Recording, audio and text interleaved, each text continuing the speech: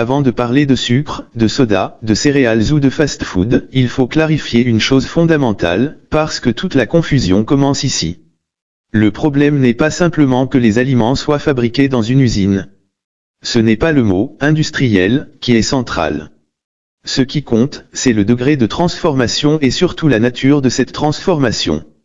C'est pour cette raison que la recherche en nutrition a développé une classification précise, aujourd'hui largement utilisée dans le monde scientifique et reprise par de nombreuses institutions de santé publique.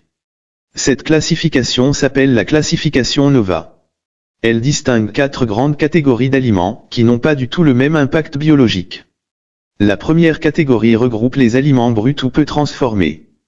Ce sont les fruits, les légumes, les légumineuses, les œufs, la viande, le poisson, le riz, les pommes de terre, l'eau. Ils peuvent être lavés, coupés, cuits, congelés, mais leur structure biologique reste intacte. Ils contiennent naturellement des fibres, des vitamines, des minéraux, des protéines, et leur digestion déclenche des signaux physiologiques normaux de satiété. La deuxième catégorie correspond aux ingrédients culinaires. On y trouve le sucre, l'huile, le beurre, le sel. Pris seuls, ils ne constituent pas une alimentation, mais ils servent à préparer les aliments. Historiquement, ils ont toujours été utilisés avec parcimonie, comme des compléments, pas comme une base. La troisième catégorie regroupe les aliments transformés. Il s'agit d'aliments simples auxquels on a ajouté un petit nombre d'ingrédients pour les conserver ou les rendre consommables. Le pain, le fromage, les conserves de légumes, les yaourts nature en font partie. Ils restent reconnaissables. Leur composition est courte. Leur structure alimentaire reste lisible pour l'organisme. La quatrième catégorie, celle qui pose aujourd'hui un problème sanitaire majeur, correspond aux aliments ultra transformés. Et là, on change complètement de logique. Ces produits ne sont plus réellement des aliments au sens biologique. Ce sont des formulations industrielles. Ils sont composés de substances extraites d'aliments, souvent raffinées, modifiées chimiquement, puis recombinées avec des additifs pour créer une texture, un goût, une couleur et une conservation qui n'existent pas dans la nature. Quand on regarde la liste d'ingrédients d'un produit ultra transformé, on ne voit plus des aliments. On voit des isolats de protéines, des amidons modifiés, des huiles raffinées, des sirops, des émulsifiants, des stabilisants, des arômes, des colorants. Ce sont des constructions techniques. Leur objectif principal n'est pas de nourrir de façon optimale, mais d'être stable, bon marché, très appétante et facile à consommer en grande quantité. C'est ce point qui est capital. L'ultra-transformation n'est pas une simple version plus élaborée de la cuisine. C'est un changement de nature du produit. On passe d'un aliment vivant à une matrice alimentaire artificielle conçue pour stimuler la consommation.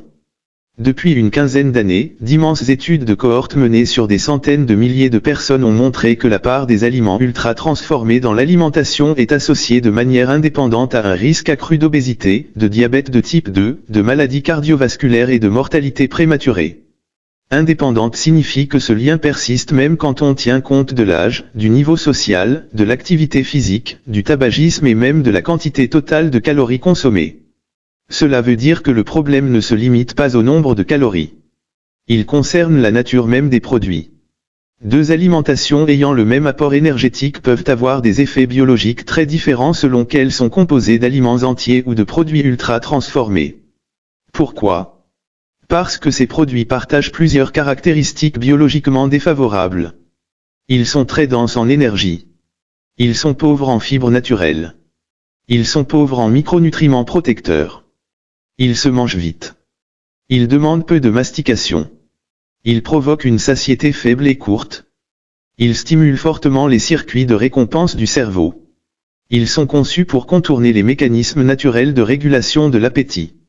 Or le corps humain s'est construit biologiquement pour gérer des aliments entiers, riches en fibres, complexes, difficiles à surconsommer. Il n'a jamais été confronté, au cours de son évolution, à des liquides sucrés, à des textures artificielles, à des combinaisons sucre-graisse-sel aussi concentrées et aussi accessibles. Chez l'enfant, ce décalage est encore plus critique. Aujourd'hui, dans de nombreux pays occidentaux, plus de la moitié des apports caloriques des enfants proviennent des aliments ultra transformés. Cela signifie que l'environnement alimentaire de base n'est plus constitué d'aliments biologiquement normaux, mais de produits conçus industriellement pour être hyperconsommés. Les grandes institutions de santé publique convergent sur ce point, l'augmentation des maladies métaboliques chez l'enfant et l'adolescent n'est pas due à une faiblesse individuelle, ni à un défaut de volonté, ni à une soudaine dégradation des comportements parentaux. Elle est liée à une transformation massive de l'environnement alimentaire, dominé par des produits ultra transformés. Quand on parle de céréales du petit déjeuner industriel, de soda, de bonbons, de fast-food, on parle presque exclusivement de cette quatrième catégorie. Leur point commun n'est pas seulement leur teneur en sucre ou en graisse. C'est leur statut de produits ultra transformés, c'est-à-dire de constructions industrielles qui court-circuitent les mécanismes naturels de régulation biologique. Tant que cette distinction n'est pas clairement comprise, le débat reste flou. On croit parler de modération, de quantité, de discipline. En réalité, on parle d'un changement profond de la nature même de ce que l'on appelle « manger ». On est passé d'une alimentation fondée sur des aliments à une alimentation fondée sur des produits conçus pour stimuler la consommation. C'est cette rupture biologique qui constitue la base de tout le reste. Sans elle, on ne peut pas comprendre pourquoi ces produits, pourtant légaux, pourtant banalisés, pourtant omniprésents dans la publicité destinée aux enfants, ont un impact aussi massif sur la santé métabolique et neurologique des générations actuelles. Quand on regarde maintenant concrètement ce que contiennent les produits qui ciblent directement les enfants, on comprend immédiatement pourquoi ils appartiennent presque tous à cette catégorie des aliments ultra transformés. Prenons les céréales du petit déjeuner, souvent présentées comme un aliment simple, presque naturel, associé à l'image du blé, du maïs ou de l'avoine. En réalité, le processus industriel a déjà totalement transformé la matière première. Le grain est broyé, raffiné, dépourvu d'une grande partie de ses fibres et de ses micronutriments, puis recomposé sous forme de farine très fine. À partir de là, on ajoute des sucres sous différentes formes, sucre blanc, sirop de glucose fructose, parfois du miel ou du caramel pour donner une image plus naturelle.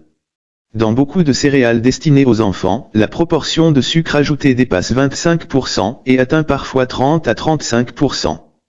Cela signifie qu'un tiers du produit est constitué de sucre libre. À cela s'ajoutent des arômes pour donner une identité gustative stable, des colorants pour rendre le produit visuellement attractif, parfois des agents de texture pour modifier le croustillant.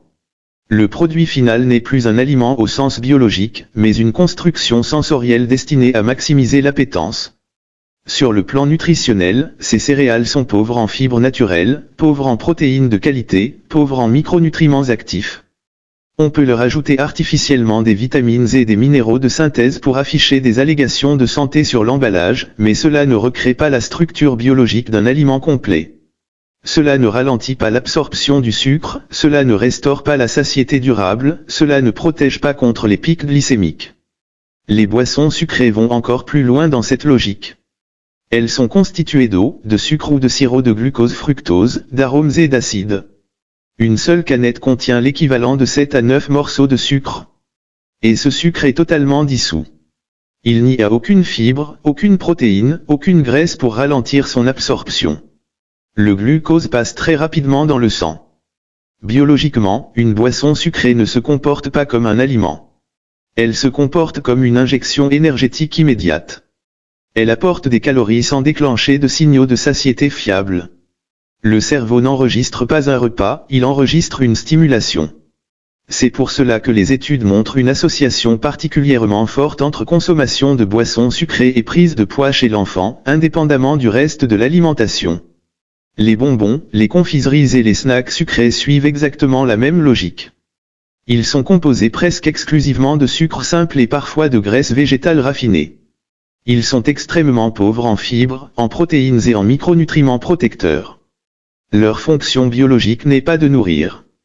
Leur fonction est de produire une stimulation sensorielle rapide et intense. Les fast-foods combinent plusieurs de ces mécanismes dans un même repas. Le pain est fabriqué à partir de farine raffinée, souvent enrichie en sucre. Les viandes sont transformées, parfois reconstituées, associées à des additifs et à des exhausteurs de goût. Les sauces contiennent presque toujours du sucre ajouté. Les frites sont issues de pommes de terre traitées industriellement, pré-cuites, parfois sucrées pour améliorer la coloration à la cuisson. Le tout est accompagné d'une boisson sucrée. Le résultat est un repas extrêmement dense en calories, pauvre en fibres, pauvre en micronutriments, très rapide à consommer et très faible en pouvoir rassasiant réel. Il est parfaitement possible d'ingérer en quelques minutes l'équivalent énergétique de la moitié des besoins journaliers d'un enfant, sans déclencher une véritable sensation de satiété durable. Dans une alimentation traditionnelle, manger demande du temps. Il faut mâcher, il faut digérer, la montée de la satiété est progressive. Dans une alimentation ultra transformée, la mastication est minimale, les textures sont molles ou artificiellement croustillantes, l'ingestion est rapide, et la quantité consommée dépasse souvent les besoins physiologiques avant que le cerveau n'ait reçu les signaux de régulation.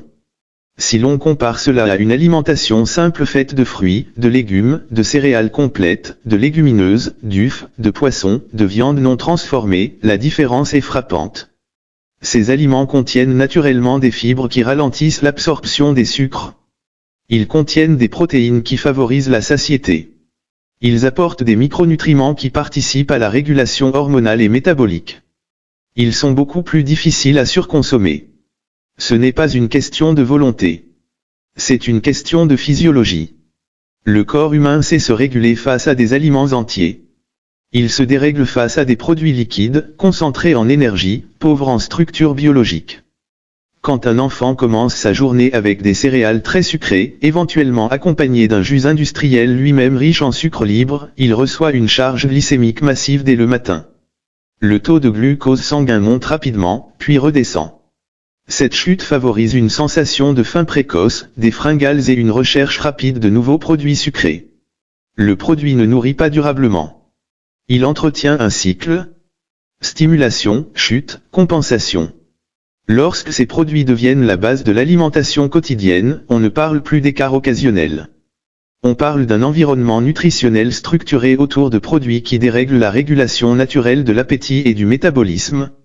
Et c'est ce terrain biologique qui prépare tout ce qui va suivre.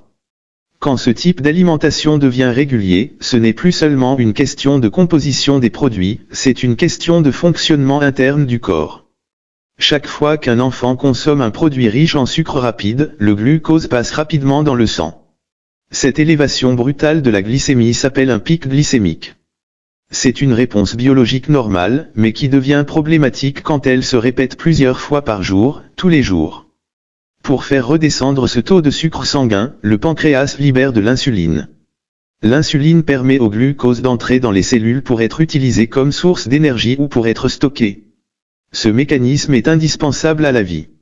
Le problème apparaît quand il est sollicité de manière excessive et permanente.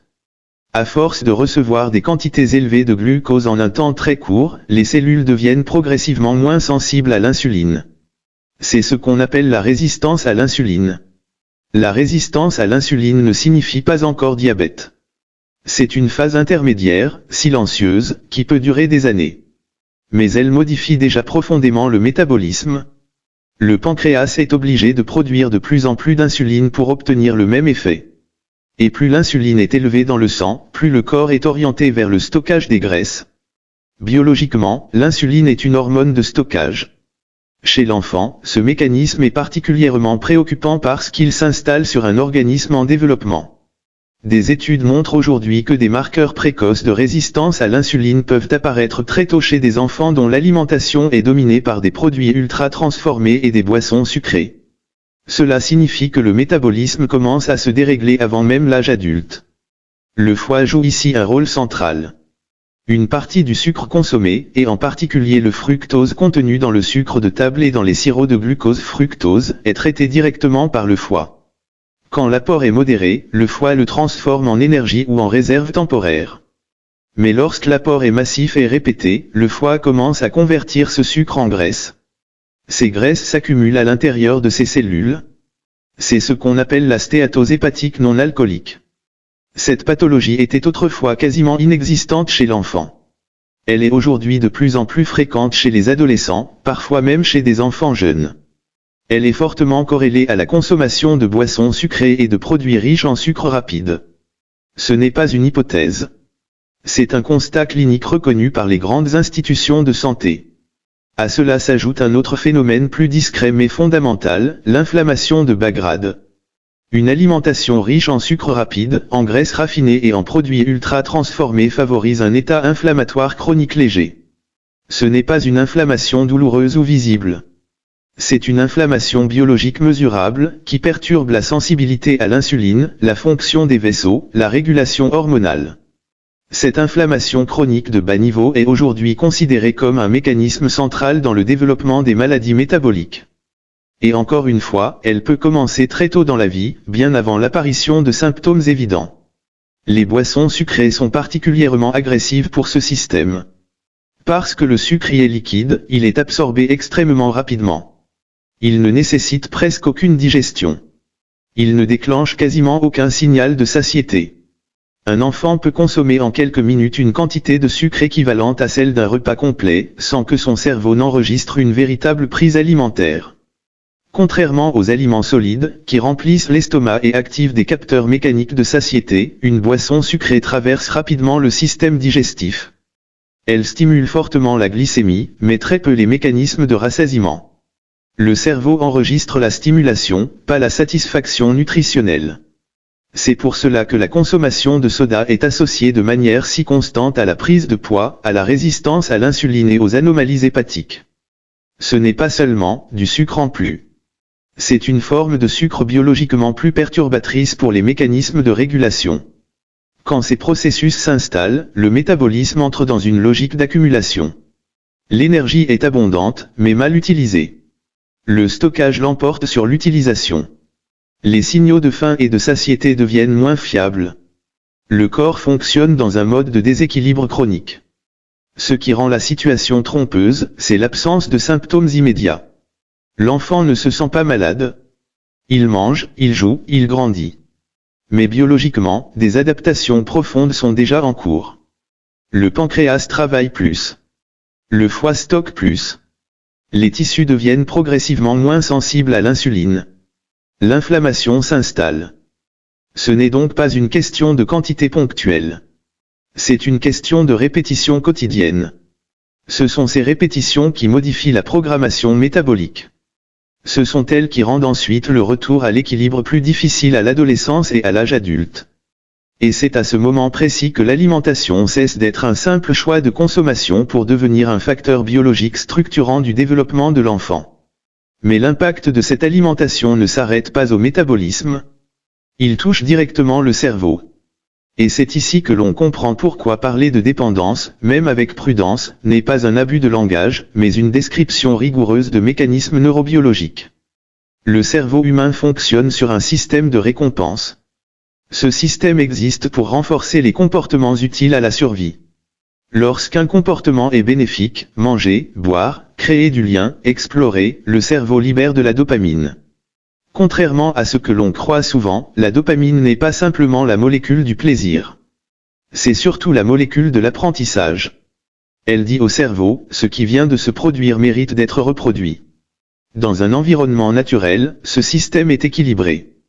Trouver de la nourriture demande un effort. Manger prend du temps. La récompense est proportionnée à l'énergie investie. La dopamine sert à consolider ce lien entre action, effort et résultat. Les produits ultra transformés rompent cet équilibre.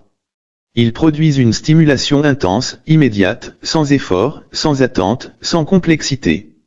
Le cerveau apprend alors une règle très simple, ce produit procure une récompense rapide. Et plus ce mécanisme est répété, plus il devient automatique. Ce n'est pas une question de caractère. C'est un mécanisme d'apprentissage neuronal. Le cerveau n'évalue pas la qualité nutritionnelle. Il enregistre la force du signal. Chez l'enfant, cet apprentissage est encore plus puissant parce que son cerveau est en pleine construction. Les circuits impliqués dans la récompense, l'impulsivité, l'anticipation et la régulation émotionnelle se structurent précisément pendant l'enfance et l'adolescence. Cela signifie que l'environnement alimentaire devient un facteur de programmation cérébrale. Quand un enfant consomme régulièrement des produits riches en sucre, en gras et en sel, son cerveau apprend à associer l'alimentation non pas à la satiété ou à la nutrition, mais à la stimulation. La nourriture devient un moyen d'obtenir une sensation, pas de répondre à un besoin biologique. Progressivement, le seuil de stimulation se modifie. Les aliments simples paraissent fades. Les fruits semblent moins sucrés. Les repas non transformés deviennent moins attirants. Ce n'est pas un caprice. C'est une adaptation sensorielle. Le cerveau s'habitue à des stimulations fortes et demande des stimulations de plus en plus intenses pour obtenir le même effet. C'est exactement le même principe que dans toutes les dépendances comportementales. Le mécanisme est identique, même si la substance est différente. Le cerveau apprend à rechercher une stimulation rapide, prévisible, facile d'accès. Le sucre est l'un des stimuli alimentaires les plus efficaces pour activer ces circuits. Il provoque une libération rapide de dopamine, associée à une sensation de récompense immédiate. Associé aux textures artificielles, aux arômes, aux combinaisons sucre-graisse-sel, il devient un outil de conditionnement extrêmement puissant. Avec le temps, la faim elle-même change de nature. Elle n'est plus seulement un signal physiologique. Elle devient un signal conditionné. Le cerveau peut déclencher l'envie de manger non pas parce que le corps manque d'énergie, mais parce qu'il anticipe une récompense. C'est ce qui explique qu'un enfant puisse réclamer des produits sucrés juste après un repas complet. Ce n'est pas une faim réelle. C'est une activation du système de récompense. Ce mécanisme est renforcé par la forme même des produits.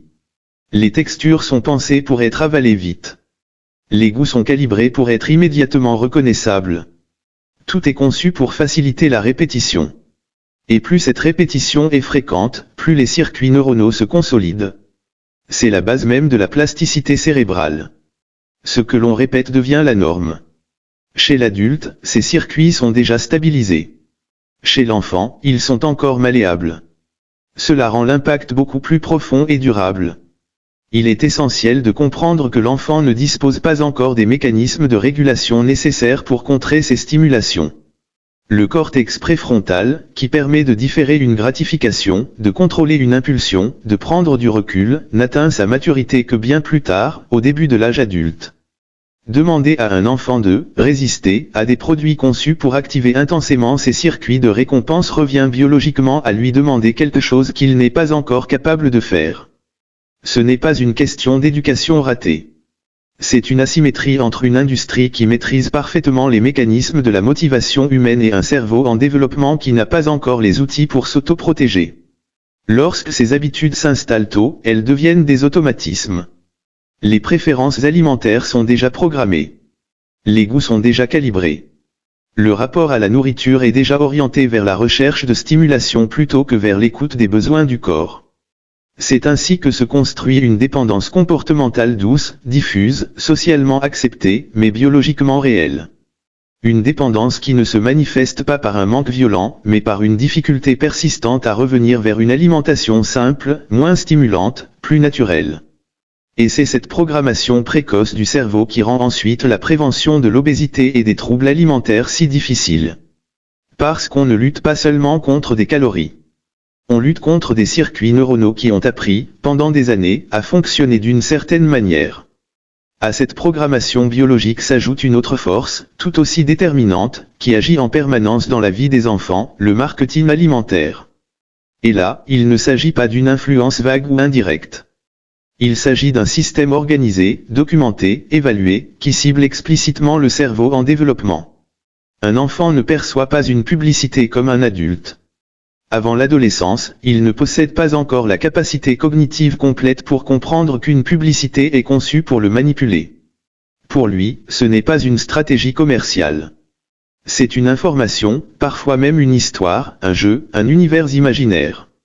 Cela signifie qu'il est neurologiquement vulnérable à la suggestion. Les industriels le savent depuis longtemps. C'est pour cela que les produits ultra transformés destinés aux enfants sont presque toujours associés à des mascottes, des personnages animés, des couleurs vives, des formes ludiques, des slogans simples, des cadeaux, des jeux, des univers narratifs. On ne vend pas seulement un produit. On vend une émotion, une identité, un sentiment d'appartenance. Le cerveau de l'enfant associe alors le produit non pas à sa composition réelle, mais à l'univers affectif qui l'entoure. Le paquet devient porteur de joie, de réussite, de fête, de reconnaissance. Ce lien émotionnel est extrêmement puissant, bien plus que n'importe quelle information nutritionnelle. Les études en psychologie du développement montrent que l'exposition répétée à la publicité alimentaire modifie durablement les préférences des enfants.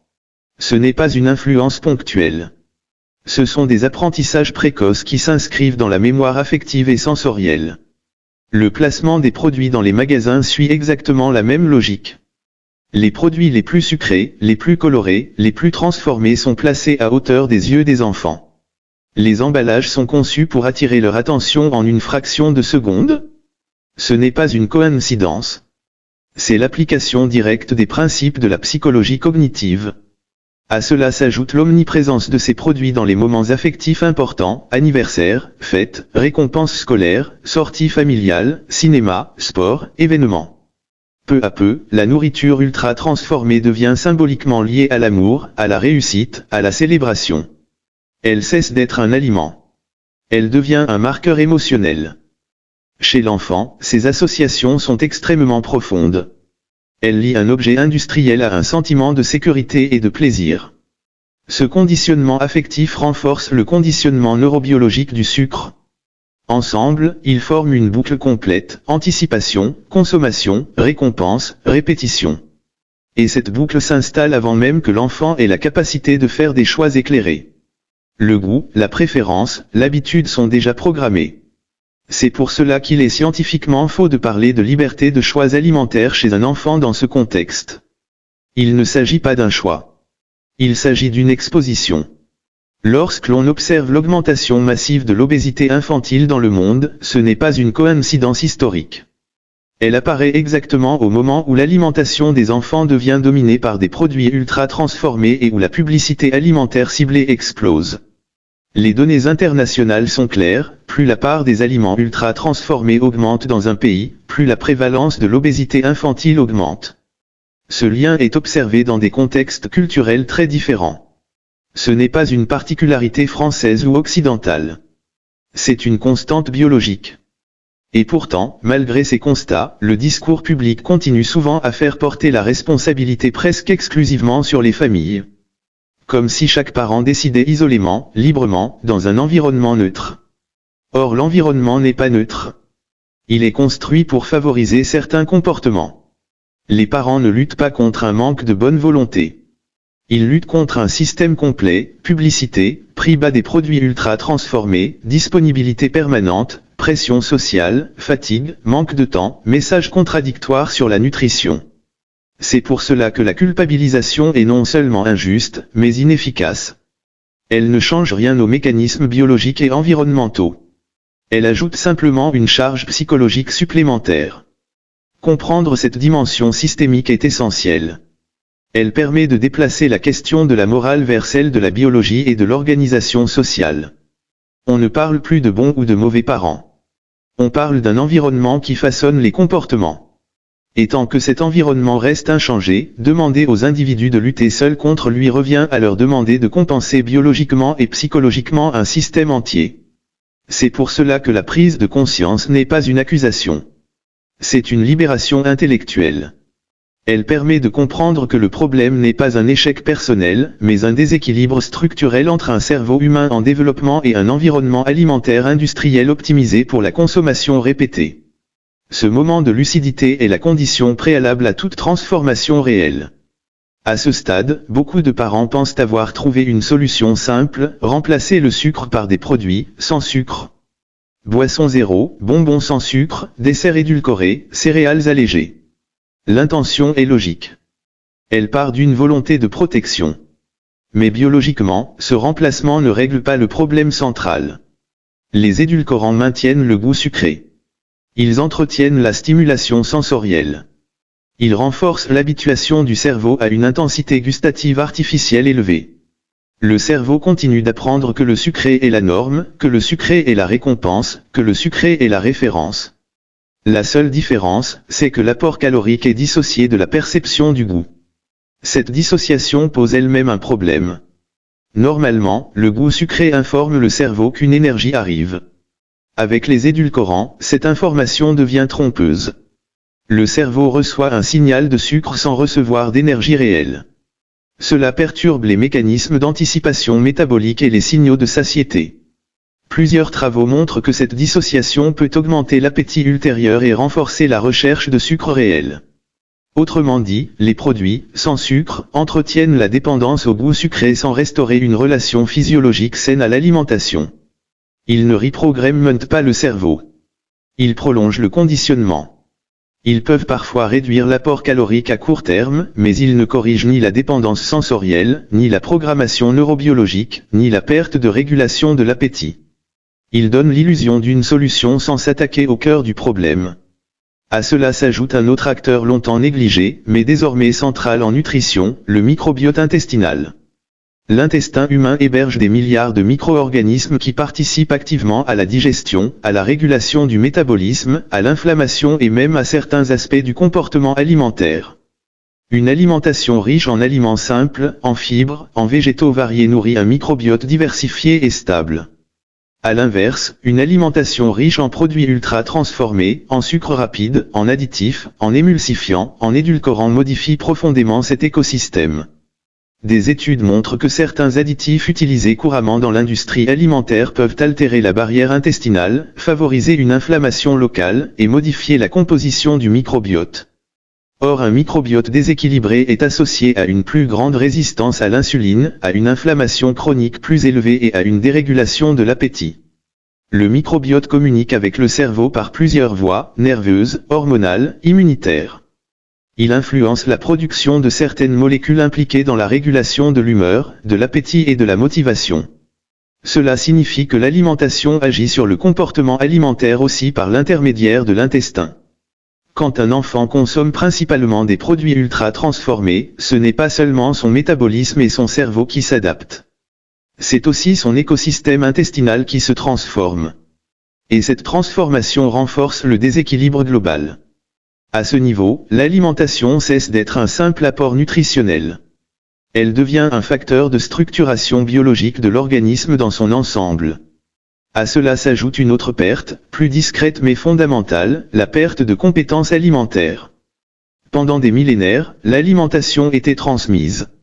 On apprenait à reconnaître les aliments, à les préparer, à les combiner, à les goûter, à écouter la faim et la satiété. Aujourd'hui, une grande partie de cette transmission est remplacée par des produits prêts à consommer. Moins on cuisine, moins l'enfant voit les aliments dans leur forme réelle. Moins il comprend ce qu'est une carotte, une pomme de terre, une légumineuse, un œuf, avant transformation. Plus la nourriture devient un objet abstrait, standardisé, emballé, déconnecté du réel biologique. Cette perte de compétences alimentaires rend l'enfant dépendant de l'industrie pour se nourrir. Il ne sait plus produire, reconnaître, ajuster. Il consomme ce qui est disponible. Ce n'est plus une autonomie alimentaire. C'est une dépendance culturelle. Et cette dépendance s'ajoute à la dépendance neurobiologique et métabolique. L'enfant ne dépend pas seulement du sucre. Il dépend d'un système qui lui fournit une alimentation prête à l'emploi, calibrée, uniforme. Les conséquences ne sont pas seulement métaboliques. Elles touchent aussi la fatigue, l'attention et l'humeur. Une alimentation riche en sucre rapide entraîne des variations importantes de la glycémie au cours de la journée. Ces variations s'accompagnent souvent de fluctuations d'énergie, de difficultés de concentration, d'irritabilité, de fatigue. Ce n'est pas une causalité simpliste. Ce n'est pas « le sucre rend nerveux ». C'est une instabilité biologique qui peut fragiliser les capacités attentionnelles et émotionnelles, surtout chez un cerveau en développement. Un enfant dont l'alimentation provoque des pics et des chutes glycémiques répétées vit dans un environnement physiologique instable. Son cerveau doit en permanence s'adapter à des variations internes qu'il n'a pas les moyens de réguler seul.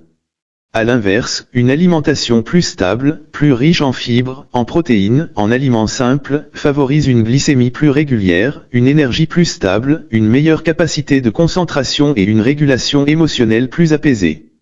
Ce point est crucial pour les parents, car il relie l'alimentation non seulement aux poids ou aux maladies futures, mais au quotidien de l'enfant, son niveau d'énergie, sa disponibilité mentale, sa capacité à apprendre, sa stabilité émotionnelle. À ce stade, on voit que l'alimentation ultra transformée agit comme un système complet. Elle modifie le métabolisme. Elle modifie le cerveau. Elle modifie le microbiote. Elle modifie la culture alimentaire. Elle modifie la relation à soi-même. Ce n'est pas une simple question de produit. C'est une architecture biologique, psychologique et culturelle qui se met en place dès l'enfance. Et il reste encore une dimension fondamentale à comprendre pour saisir pourquoi ce système est si puissant et si difficile à combattre, sa logique économique. Les produits ultra transformés ne sont pas devenus dominants par hasard. Ils sont dominants parce qu'ils sont extrêmement rentables. Ils coûtent peu à produire, ils se conservent longtemps, ils sont faciles à transporter, faciles à stocker, faciles à standardiser. Ils utilisent des matières premières peu chères, comme le sucre, l'amidon, les huiles raffinées, et les transforment en produits à forte valeur ajoutée marketing. Plus un produit est ultra transformé, plus sa marge économique est élevée. Et plus il est conçu pour être consommé fréquemment, rapidement, dès le plus jeune âge, plus sa rentabilité est stable dans le temps. Il ne s'agit pas d'une dérive. Il s'agit d'un modèle économique cohérent. La dépendance douce, comportementale, sensorielle et culturelle n'est pas un effet secondaire. Elle est une condition de viabilité du système. Un produit qui nourrit vraiment rassasie. Un produit qui rassasie limite la consommation. Un produit qui limite la consommation limite la croissance du marché. À l'inverse, un produit qui stimule sans rassasier crée une demande continue. Il installe une relation de répétition. C'est ce type de produit qui est économiquement optimal dans une logique industrielle. Et ce sont précisément les caractéristiques biologiques que nous avons décrites qui rendent ces produits économiquement performants. Cela signifie que l'environnement alimentaire moderne n'est pas seulement un ensemble d'offres passives. C'est un système actif, structuré pour orienter les comportements alimentaires dans un sens précis, consommer souvent, consommer vite, consommer tôt. À cette logique économique s'ajoute un autre facteur puissant, la normalisation sociale. Ce qui est répété partout devient invisible. Quand les céréales sucrées sont dans la majorité des foyers, quand les sodas sont présents dans les fêtes, quand les fast-foods sont associés aux sorties familiales, quand les bonbons sont intégrés aux récompenses scolaires, le cerveau ne perçoit plus ces produits comme des objets biologiquement actifs. Il les perçoit comme des éléments culturels normaux. La norme a un pouvoir immense. Elle neutralise l'esprit critique. Elle transforme une exposition répétée en évidence. Et une évidence ne se questionne plus. C'est exactement ce mécanisme qui rend les dépendances douces si difficiles à identifier. Elles ne ressemblent pas à des pathologies. Elles ressemblent à des habitudes collectives. Quand un enfant voit que tout le monde consomme les mêmes produits, dans tous les contextes, il ne peut pas construire une distance critique. Pour lui, ce n'est pas une option parmi d'autres. C'est la réalité.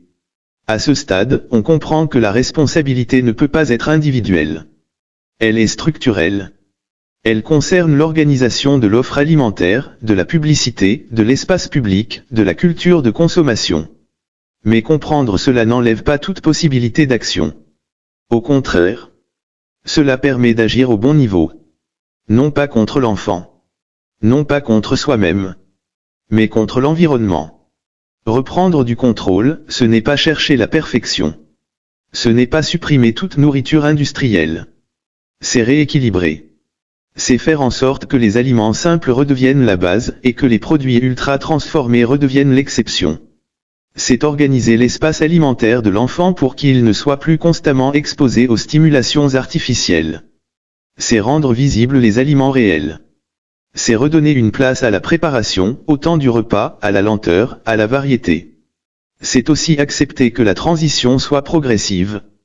Le cerveau, le métabolisme et le microbiote ont besoin de temps pour se réadapter. Ce qui a été programmé lentement ne se reprogramme pas brutalement. La cohérence compte plus que la rigidité. Chaque fois qu'un enfant mange un aliment simple, riche en fibres, en nutriments, il envoie un message différent à son corps. Chaque fois qu'il découvre une saveur naturelle, il élargit sa palette sensorielle. Chaque fois qu'il participe à la préparation, il construit une compétence alimentaire.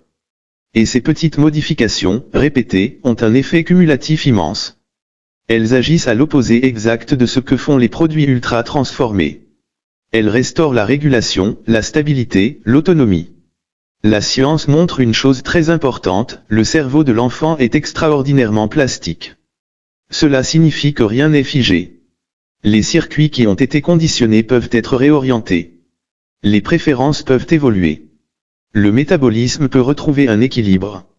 Ce qui a été construit par répétition peut être modifié par répétition inverse. La prise de conscience n'est donc pas une condamnation. C'est une ouverture. Elle permet de comprendre que derrière chaque produit banal se cache un effet biologique réel. Et que derrière chaque choix alimentaire se cache une influence sur le développement du corps et du cerveau. Quand cette réalité devient visible, l'alimentation cesse d'être un simple geste quotidien. Elle devient un acte de protection biologique. Non pas par peur, mais par lucidité. Et cette lucidité change profondément la façon dont on regarde les gestes les plus simples du quotidien. Elle transforme ce qui semblait banal en quelque chose de structurant.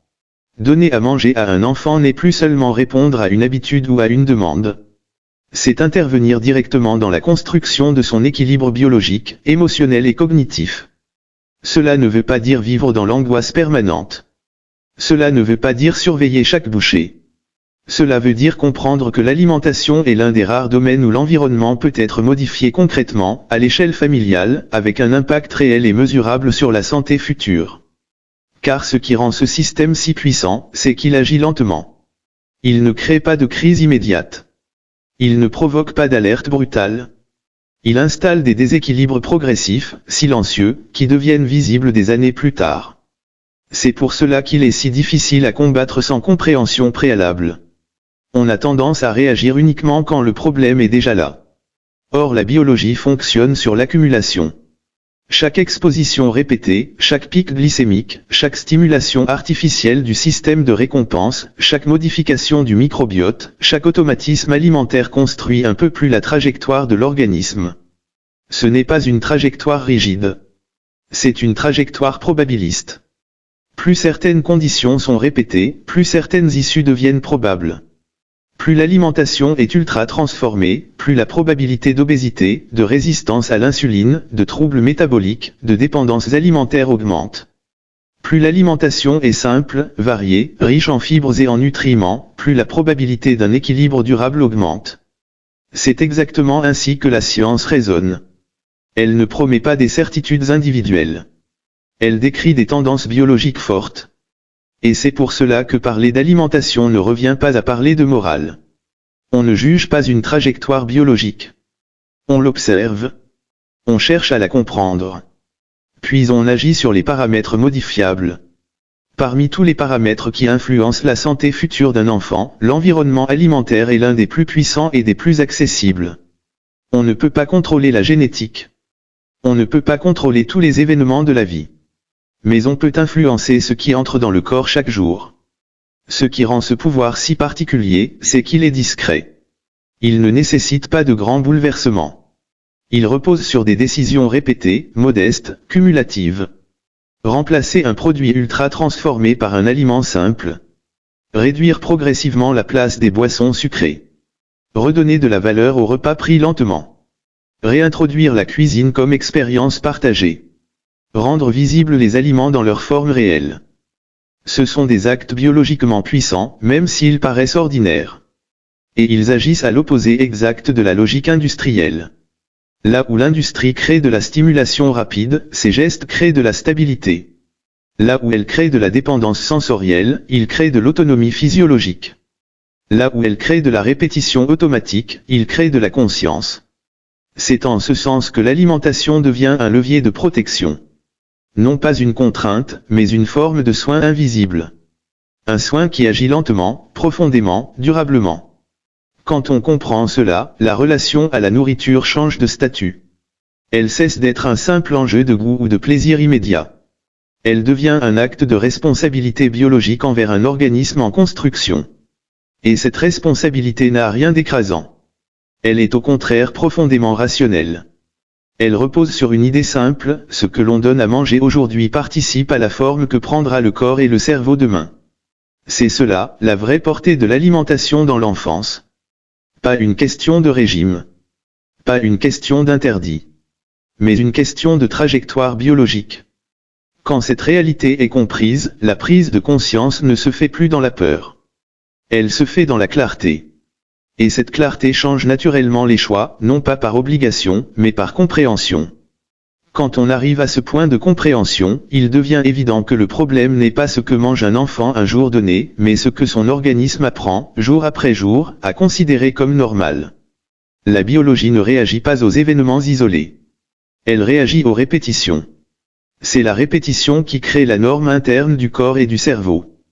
Un enfant qui grandit dans un environnement où la majorité des aliments sont ultra transformés apprend que manger signifie être stimulé, que la satiété est secondaire, que la nourriture sert surtout à provoquer une sensation rapide.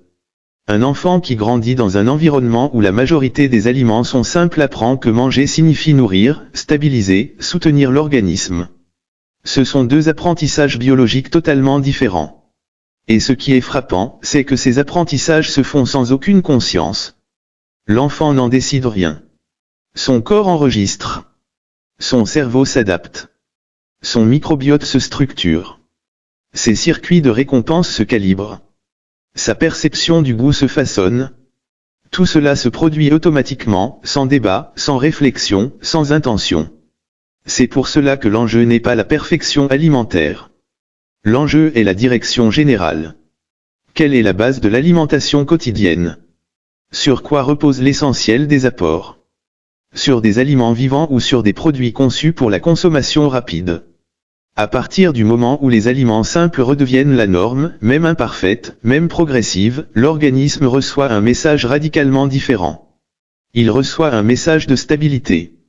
Il reçoit un message de cohérence biologique. Il reçoit un message de respect de ses mécanismes naturels de régulation. Cela ne supprime pas le plaisir. Cela le transforme. Le plaisir devient moins violent, moins artificiel, mais plus durable. Il n'est plus lié à un pic brutal, mais à une satisfaction réelle. Il n'est plus dépendant d'une stimulation extrême, mais d'un équilibre. Et ce changement est visible chez l'enfant. On observe souvent une énergie plus stable, une attention plus constante, une relation plus apaisée à la nourriture, moins d'obsession, moins de recherche compulsive, moins de dépendance à la récompense immédiate. Encore une fois, ce n'est pas magique. Ce n'est pas instantané. C'est progressif. Mais c'est biologiquement cohérent. L'industrie alimentaire fonctionne sur une logique de volume, de vitesse et de répétition. La biologie humaine fonctionne sur une logique d'équilibre, de régulation et de stabilité. Quand ces deux logiques entrent en conflit, c'est toujours la biologie qui paie le prix à long terme. Comprendre cela, ce n'est pas rejeter le monde moderne. C'est simplement refuser que les lois de l'économie remplacent les lois du vivant. L'alimentation est l'un des rares domaines où un parent peut réellement influencer la trajectoire biologique de son enfant, sans discours, sans théorie, sans contrainte. Simplement par ce qui est rendu disponible, visible, habituel. Ce qui est à portée de main devient la norme. Ce qui est exceptionnel devient marginal. C'est ainsi que fonctionne le cerveau humain. Changer l'environnement alimentaire, ce n'est pas lutter contre l'enfant. C'est l'aider à retrouver une régulation naturelle. Et c'est peut-être cela, au fond, la forme la plus concrète de protection que l'on puisse offrir, non pas une protection contre le monde, mais une protection du vivant contre des stimulations qui n'ont jamais été prévues pour un cerveau et un corps en développement. Parce que manger n'est pas un acte neutre. C'est un acte biologique. C'est un acte neurologique. C'est un acte de programmation. Et quand on comprend ce que l'on programme réellement, alors chaque choix alimentaire cesse d'être anodin. Il devient un acte de construction. Il est important de se souvenir que ce que nous appelons aujourd'hui une évidence nutritionnelle a toujours été une construction culturelle. En France, jusque dans les années 50, on servait du vin aux enfants dans les cantines scolaires, parce qu'on le considérait comme une boisson presque hygiénique, parfois plus sûre que l'eau, et même comme un fortifiant. Cette pratique n'a été interdite qu'au milieu du XXe siècle, quand la connaissance médicale a enfin reconnu la toxicité de l'alcool pour un organisme en développement. Ce basculement n'a pas marqué la fin des croyances alimentaires, il a simplement changé leur forme. À partir de ce moment, un autre produit a progressivement pris la place du vin dans l'imaginaire collectif de la santé infantile, le lait. Présenté comme indispensable à la croissance, à la solidité des os et au développement harmonieux, il a été porté par des campagnes massives de communication, soutenues par l'industrie laitière et intégré aux politiques alimentaires de nombreux pays. Pourtant, la science contemporaine montre clairement que cette idée d'indispensabilité est infondée. Aucune institution scientifique sérieuse ne considère aujourd'hui le lait comme un aliment nécessaire à la santé humaine. Les grandes organisations de santé rappellent que le calcium, les protéines et les vitamines qu'il contient se trouvent en abondance dans de nombreux autres aliments, notamment les légumes verts, les légumineuses, les fruits secs, les graines, les poissons, les céréales complètes et certaines eaux minérales. Elle rappelle aussi qu'une grande partie de la population mondiale ne digère pas correctement le lactose à l'âge adulte, ce qui montre que le lait n'a jamais été biologiquement conçu comme un aliment universel. De plus, sa consommation n'a jamais démontré de protection spécifique contre les fractures ou les maladies osseuses lorsqu'elle est comparée à une alimentation globalement équilibrée et riche en végétaux. Autrement dit, le lait n'est pas dangereux en soi pour ceux qui le tolèrent, mais il n'a rien du produit miracle que la publicité a construit dans l'imaginaire collectif. Comme le vin autrefois, il a été chargé d'une fonction symbolique de santé qui ne reposait pas sur une nécessité biologique réelle, mais sur un récit social. Et c'est peut-être là la leçon la plus profonde pour conclure cet exposé, ce que nous donnons à manger aux enfants n'est jamais seulement une question de nutrition, c'est toujours une histoire que la société se raconte sur ce qui est censé protéger, fortifier ou rassurer. Hier, c'était l'alcool dilué dans l'eau. Ensuite, c'était le lait présenté comme indispensable. Aujourd'hui, ce sont les céréales sucrées, les sodas, les menus enfants des fast-foods et les produits ultra transformés vendus sous des promesses de plaisir et de normalité. La science ne nous demande pas de remplacer une croyance par une autre, mais de sortir enfin de la logique des mythes alimentaires pour revenir à quelque chose de beaucoup plus simple et beaucoup plus solide, une alimentation fondée sur des aliments réels, variés, peu transformés, qui respectent la biologie du corps plutôt que les récits fabriqués par l'époque.